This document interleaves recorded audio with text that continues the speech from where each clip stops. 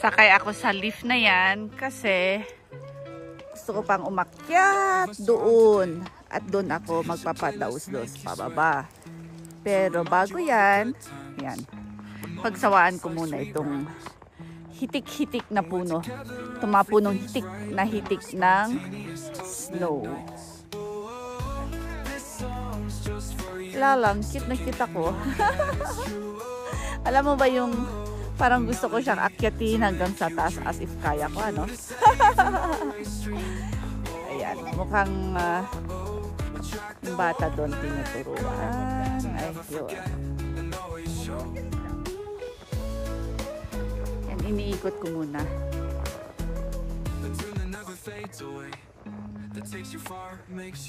So, yan yung Sora Cafe.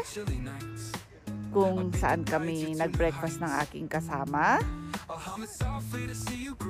Doon din tayo mamaya sasakay ulit sa gondola pababa.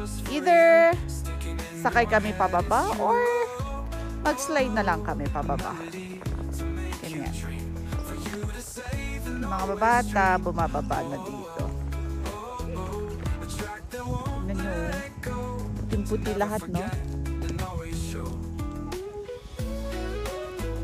Aliw na aliw lang ako kasi wala kaming ganito sa amin.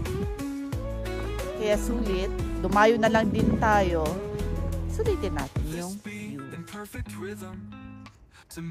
Bumaba na yung mga bata. Kanina ang dami nila dyan na ano, kapadaus-dus pababa. Oops. Anong ginagawa ng isa doon? Sige ka dyan. Gusto mong samahan pa kita, dalawa tayo gugulong dyan. Sige, kaya mo yan. Wow, galing. Nice. Kaya mo yan.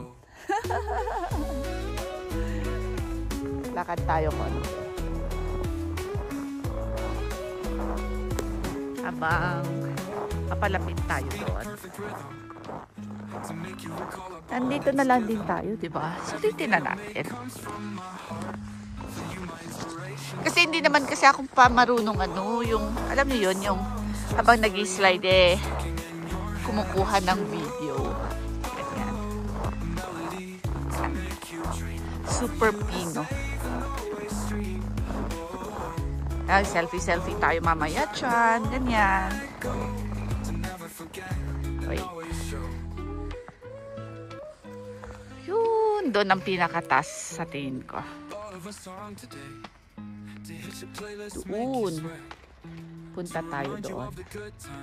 Saka tayo papadaos-dos pababa. Basic lang naman. Hindi naman ako yung magaling mag-snowboard. Basic lang alam ko ako. Yan. At dahil pinong-pino, maglaro tayo.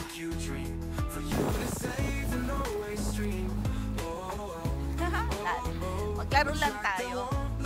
Parang sarap lang, o, diba? Sarap maging bata. Pero ang lamig dito sa tutulog.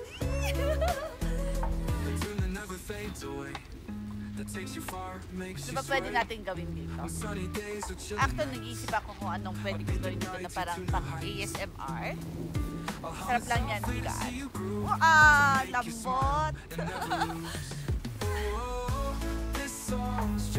Ay, galing. Ay, pwede. Ay, pwede.